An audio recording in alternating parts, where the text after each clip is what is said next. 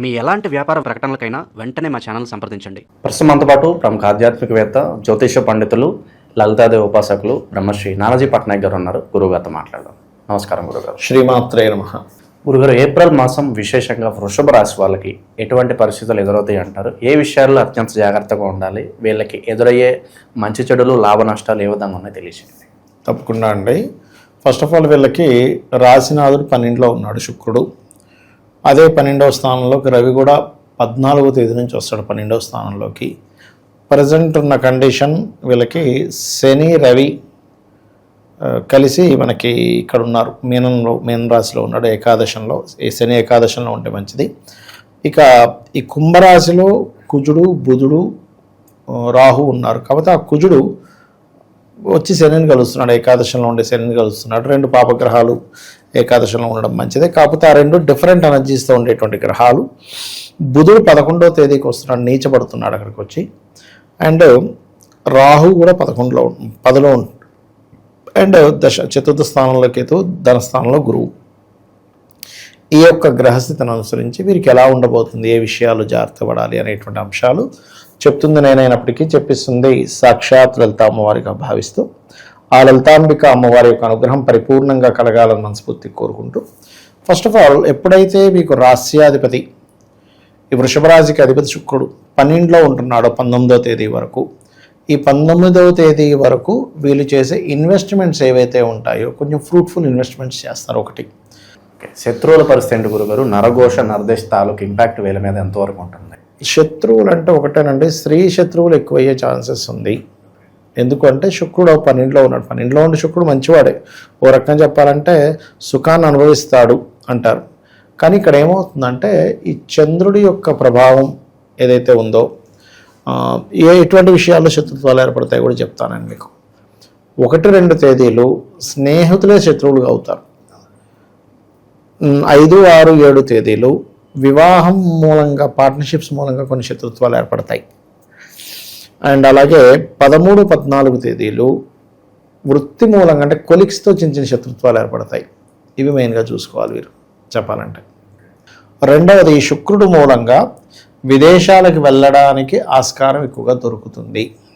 Okay, ఇక వీళ్ళకి ఫైనాన్షియల్గా గ్రోత్ ఉంటుంది, ఫైనాన్షియల్గా గొడవలు కూడా అవుతాయి. ఎందుకంటే గురువు యొక్క స్వరూపం మారింది, ధనస్థానంలో గురువు ఉన్నాడు, మంచిదే.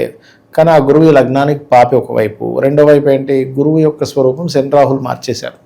కాబట్టి ధనము వస్తుంది. కుటుంబ సభ్యులతో కొన్ని వ్యాపార సంబంధించిన విషయాల్లో ఘర్షణలు కూడా జరుగుతాయి చెప్పాలంటే. ఇక వీళ్ళు పర్టికులర్గా ఈ మాసంలో 4వ అధిపతి అయినటువంటి రవి చూస్తేనేమో ఉచ్చస్థానంలోకి వస్తున్నాడు 14వ తేదీ నుంచి. కానీ 4లో కేతు ఉన్నందుకు వీళ్ళు ఏదైనా ప్రాపర్టీ తీసుకోవాలనుకుంటే 14వ తేదీ నుంచి తీసుకోవడం మంచిది.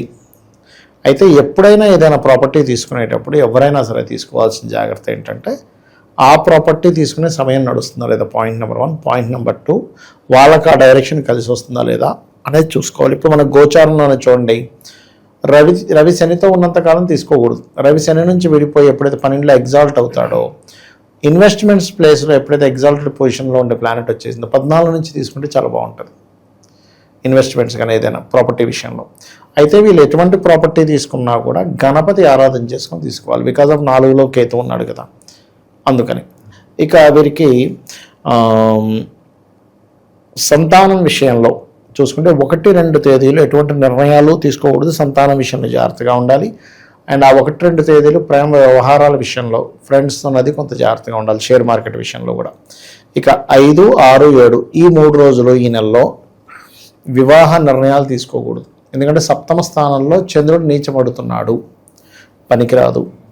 ఇక 13, 14 తేదీలు ఉద్యోగం విషయంలో జాగ్రత్తగా ఉండాలి. అంటే జాబ్ ఎవరో ఇప్పిస్తారని మనం ఏదో బ్యాక్ డోర్ నుంచి వెళ్ళాలని డబ్బులు కట్టడం ఇట్లాంటివి చేస్తుంటాం 14, 15 తేదీలు.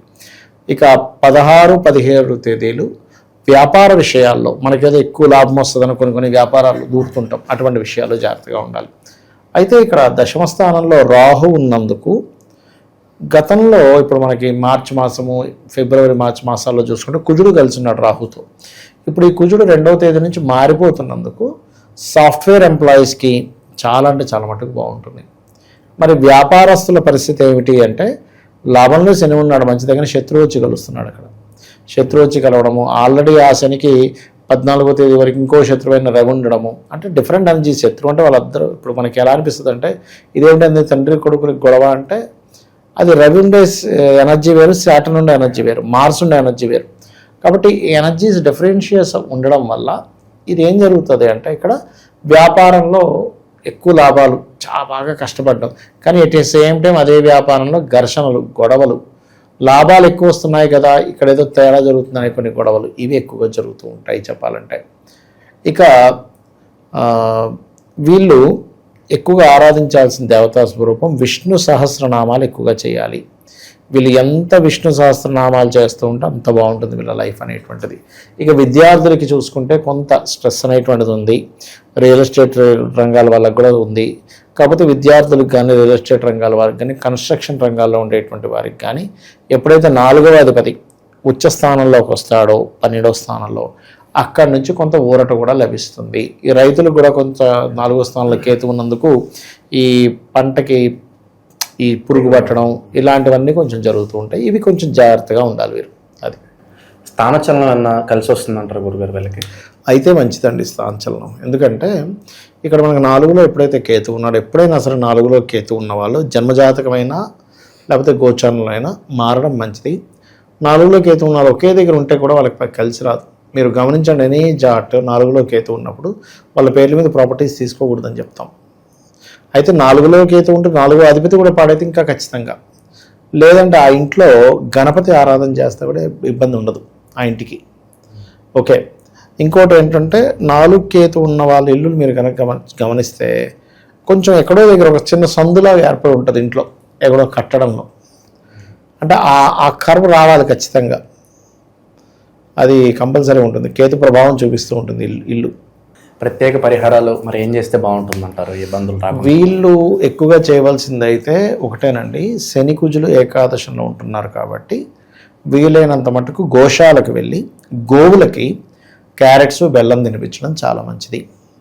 విష్ణు సహస్రనామాలను వినడం, పఠనం కానీ శ్రవణం కానీ చేస్తే చాలా చాలా మంచిది మెయిన్గా చెప్పాలంటే.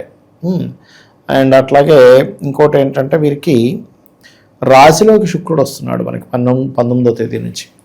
అక్కడి నుంచి చాలా మటుకు కొంత కంఫర్ట్, అమ్మయ్య ఈ టెన్షన్స్ తగ్గాయి అనేటువంటిది మాత్రం వీళ్ళు చూస్తారు చెప్పాలంటే. ఒకప్పటి కంటే ఇప్పుడు సిచ్యువేషన్ అమ్మయ్య బెటర్. మనం చూడండి, ఒక్కోసారి ఏదైనా ఒక పని మనకి అవ్వట్లేదు అన్నప్పుడు అది అయిపోయాక అమ్మయ్య అనిపిస్తుంది, ప్రశాంతంగా నిద్రపోతాం. అవ్వలేదు అనుకోండి. అలాగే 19వ తేదీ నుంచి ఎప్పుడైతే రాశిలో శుక్రుడు వస్తాడో అది కొంచెం వివాహ విషయాల్లోని అండ్ అలాగే కొంత ఉద్యోగ సంబంధించిన అంశాల్లోని, విదేశాలకు వెళ్ళేటువంటి అంశాల్లోని కొన్ని విషయాలు అమ్మయ్య ఫ్రీ అయ్యామనేటువంటి సిచ్యువేషన్స్ క్రియేట్ చేస్తాయి. మంచి విశ్లేషణ అందించారు, ధన్యవాదాలు. శ్రీమాత్రే నమః.